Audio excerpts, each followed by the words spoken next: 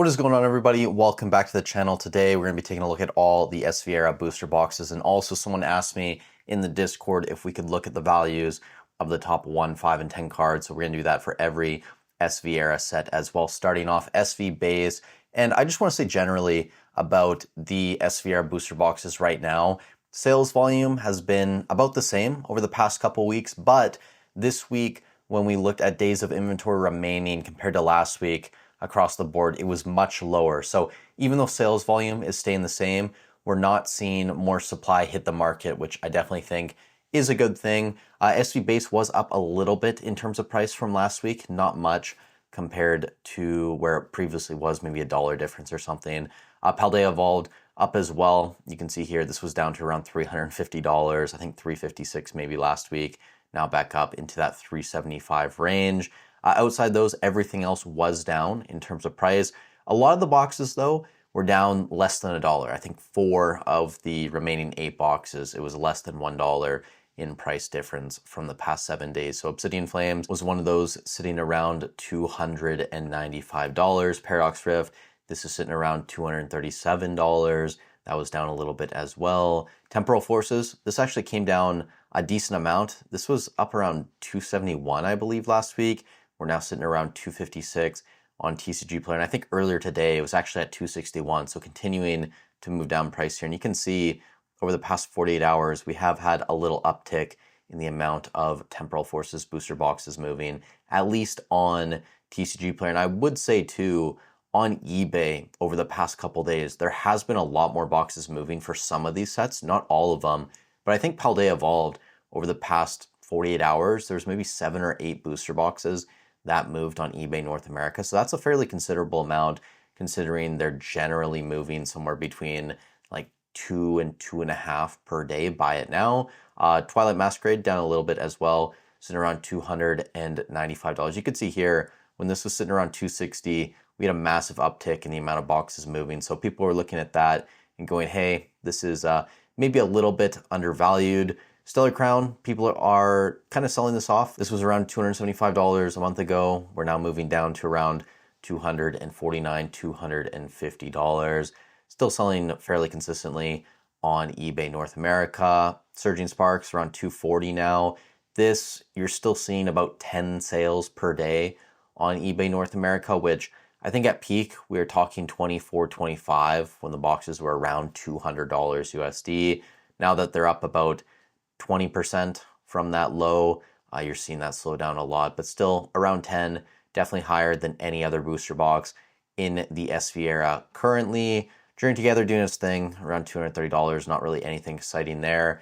And then Destined Rivals to close it out, around $400. It's crazy how well this box is holding up. It actually blows my mind that we're still seeing consistent sales at $400. I think generally we're somewhere between like 4 and 5 boxes per day. Buy it now, North America, which is the number 2 in terms of sales volume, only behind Surging Sparks, which has had that massive reprint, restock, all the vending machines getting booster boxes. So before we go any further and look at the total set value of all these sets, and we're going to compare it to the specialty sets from the SVRA as well, I did want to jump in here and say if you guys are enjoying the video, I'd really appreciate if you leave a like, subscribe to the channel. It helps out a ton getting these videos pushed out to more people. Also, if you're looking to take your Pokemon and One Piece investing more seriously, I do have links to my market spreadsheet and consultation calls at the top of the description.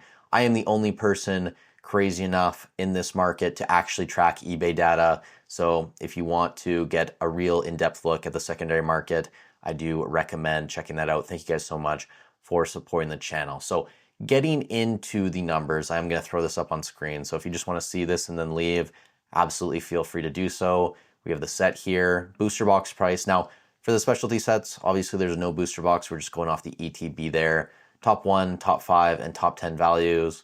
You guys know, outside the top 10, sure, there can definitely be expensive cards, especially in a set like Prismatic Evolutions. I think looking at the top 20 is fairly relevant, but for a lot of these sets outside the top 10, we're talking about cards that are somewhere sub $10, sometimes even sub $5 or $3. They're not super important. We really want to be looking at the cards that do have value that people will want to try and chase and open and collect in the future. And that's why we mainly stick to top 10 here, and we don't really look at total set value. I know some people do, and that's fine if you believe in that, but this is my methodology. So SV base, booster box price, you can see all these here, top hit, sub $50. That is the cheapest top hit in the, I was going to say the entire SVRA, but Shrouded Fable is actually worse than that. So when we come in here and look, it is the Gardevoir EX sitting around $49. I'm pretty sure at peak, this was like a $60, $70 card. I know at one point, the Drowsy had overtaken it when that went on its run up to like $70, $80, whatever it is, now down to around 30. You have the Kirlia in here, the Ralts, and the Miriam to round out the top 5, Riolu, Miraidon, Slowpoke, Grievard, and then Fidough rounding out the top 10 there. And I mean, they're great illustration rares. They're just not super expensive, unfortunately. Top 10 value is around $260 USD, which actually isn't the lowest in the SVRA. Obsidian Flames is lower, which we'll get to in a second. Moving into Paldea Evolved Magikarp, still sitting around $250. Tyranitar's around $50. Mousehold around $50 as well. Raichu, same deal. Iono. So decent depth in Paldea Evolved. It's always had depth.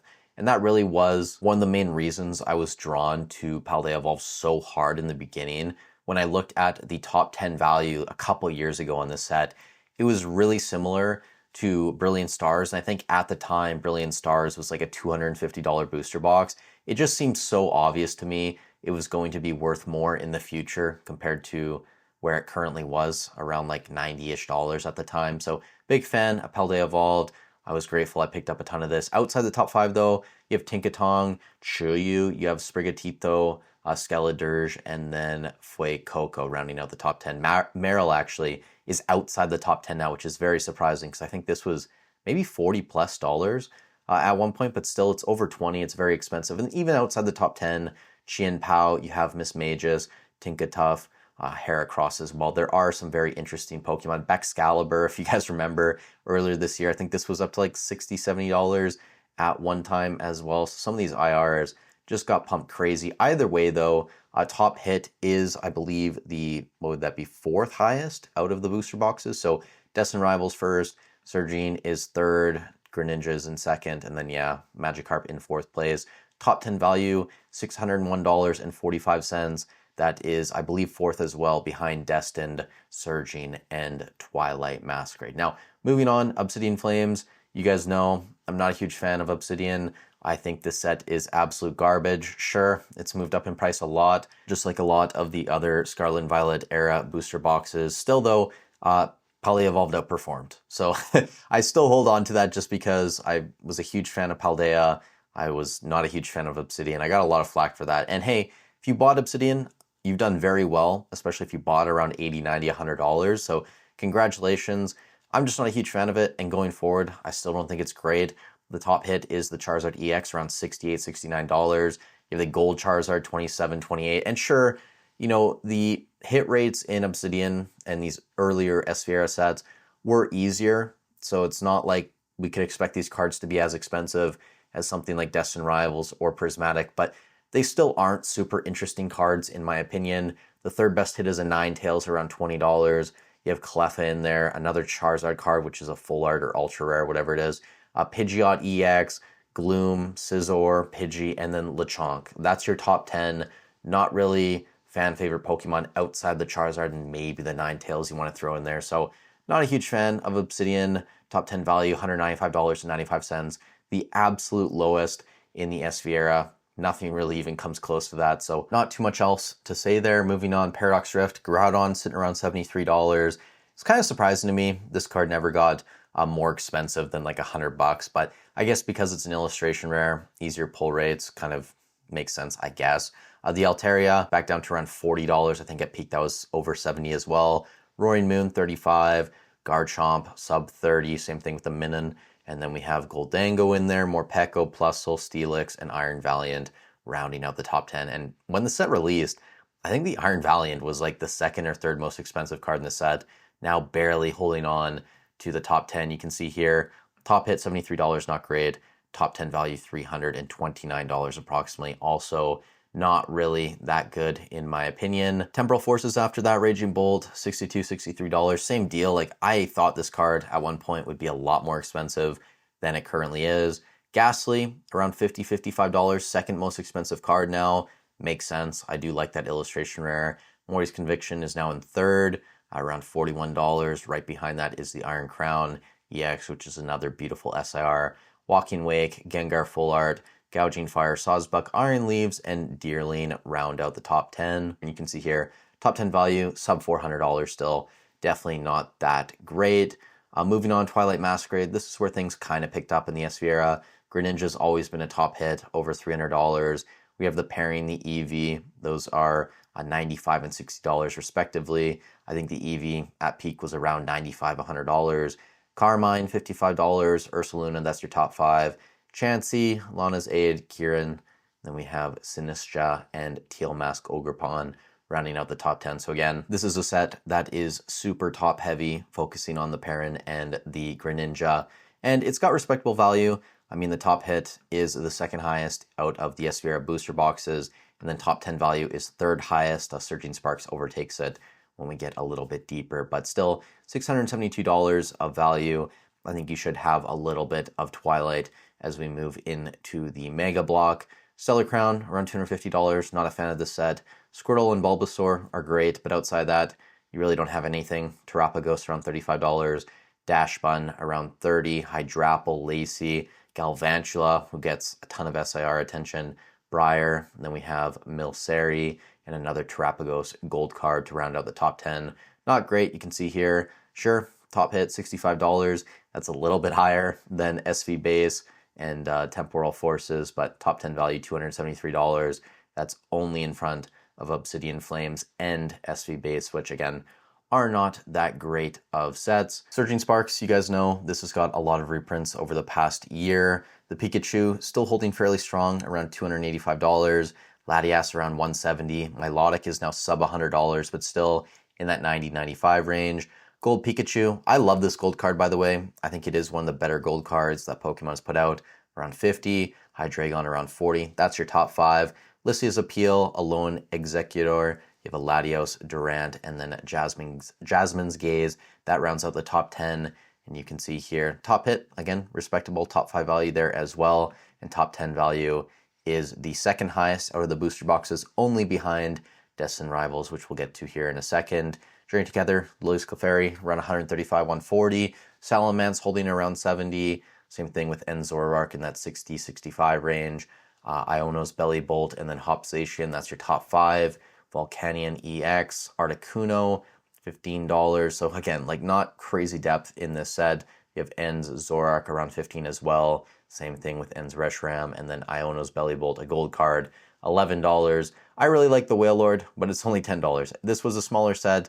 It was fairly easy to pull a lot of these cards. Me and my wife, we actually pulled the Lily's Clefairy when we opened a little bit of Journey Together. So that was fun, but not a fan of the set. I have a couple of the enhanced booster boxes, but that's really, I think, the extent of my position. I don't plan on getting cases and cases of this product. Top 10 value though, fairly respectable, $423. It's actually higher than a lot of the earlier SVRA sets. It's somewhere in the middle of the road. So maybe I was a little bit harsh on Journey Together, but I still don't think it is going to be a world beater in the future. That is just my opinion. Then finally, Destined Rivals, around $400 a box. Team Rocket's Mewtwo. You guys know all these cards already. Cynthia's Garchomp, Ethan's Ho, Team Rocket's Moltres, Team Rocket's Nidoking. That's your top 5. Crobat in there, another gold Mewtwo. Ethan's Adventure, I do love that card. Misty Psyduck, and then Ethan's Ho rounds out your top 10. And you can see here, respectable value. Top hit, over $400. Top 5 value, you're over $1,000. And then top 10 cards were somewhere between like $1,250 and $1,300. That's fairly high, I'd say, for a booster box. Now, when I look at the eras, compare this to the Sword and Shield era, you had maybe like 4 or 5 booster boxes with a top 10 value over 500. Evolving, obviously, Lost Origin, Chilling Reign, Fusion Strike, and then like maybe Brilliant got there. I don't think so, but 4 or 5 of them from the SV era, from the Sword and Shield era, whereas SV era, we only have Destined Rivals currently. Maybe that changes in the future, but none of the other sets are really that close. Now, if you look at the specialty sets, this is definitely where the SVRA shines. I mean, 151, this is a set that brought so many people back to the hobby. top hits like the Zapdos, Blastoise, Venusaur, and obviously the Charizard in there. After that, we had Paldean Fates, which had the Bubble Mew. That's a very popular card, over $500. Charizard EX, Gardevoir, those SIRs are amazing.